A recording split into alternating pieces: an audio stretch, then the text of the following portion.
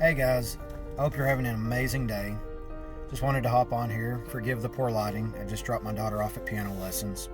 But I wanted to give you a word of encouragement and a word of advice.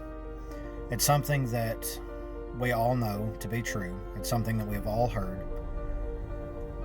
And it's something that very few of us implement.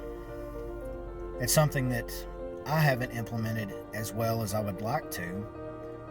And even during the seasons of time where I have implemented it well, I don't know that I've understood the full weight of saying yes. As we progress through this life, we will always have a series of opportunities that will greatly, vastly alter our course. And when we take those chances, when we say yes to doors and opportunities open before us, will we inevitably go through the wrong door, the wrong path? Absolutely. I've done it. You've done it. And if you haven't done it, you will do it. If not, you need to really take this advice and say yes to a few more things.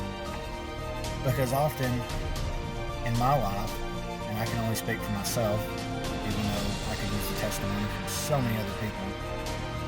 But in my life, my greatest victories, my greatest triumphs have came through the greatest tempests, the greatest storms, the greatest trials, the greatest tribulations. And when we go through that, we can respond one of two ways. We can stop saying yes. We can become comfortable in our situation. We can become comfortable in our discomfort. That is something that so many people let hold them back, including myself. You know, oftentimes in this life, we get into a rhythm, we get into a groove, we don't want to rock the boat.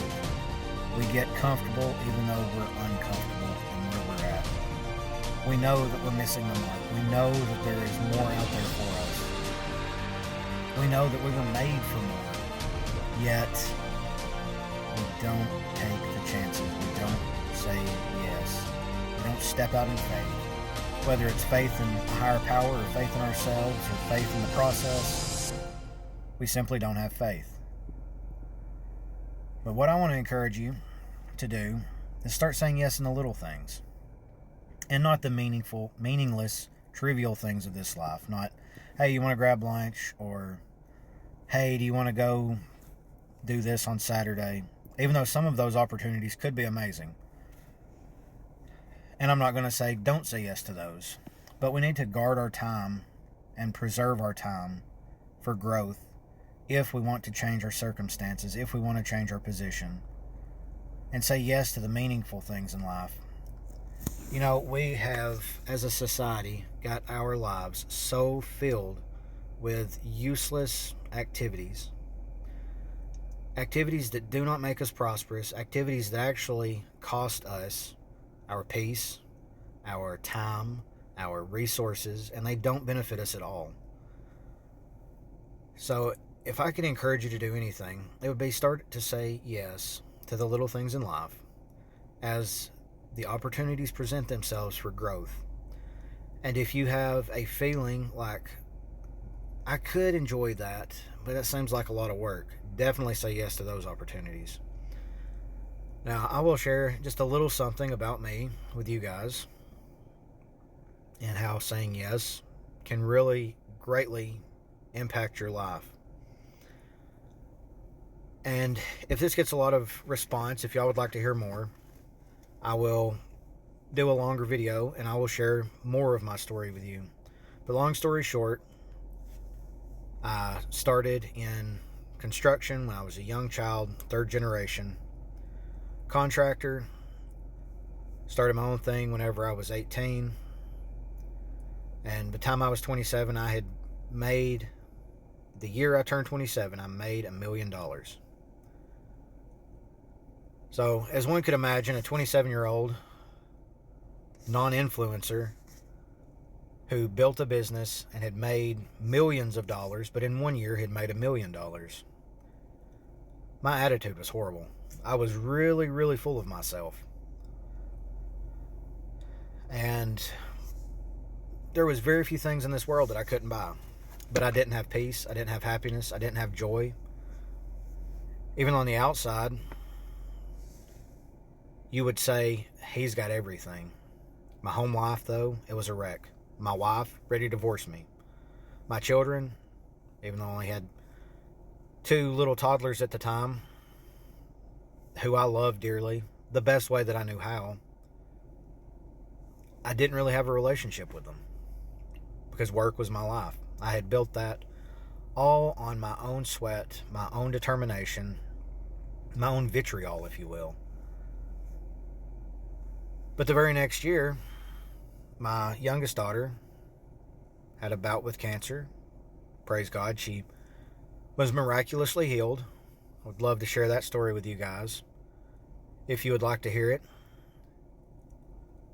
But I had become so set in my ways during that time that I wasn't willing to say yes to anything or to anybody except myself. If it didn't make me $1, if it didn't make me look better, I had no time for it. But during the next season of my life, where we were at the children's hospital with my daughter, it was very tough, very challenging. We would see families there week after week, and then all of a sudden, they wouldn't be there anymore because their little one didn't make it. And it done something inside of me that made me realize how precious time was, how fleeting it was, how quickly all of it could be over, and how little what I had accomplished, what I had built, meant in the grand scheme of things. So the brief synopsis of that story: 27, made my first $1 million in a year. 28, bankrupt, destitute, homeless, business closed, like as low as you could get, and still have your life and your family.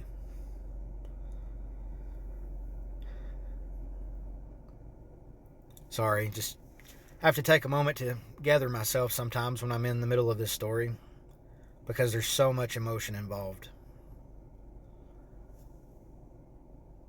But having learned the value of life and the value of time, and how saying yes to the important things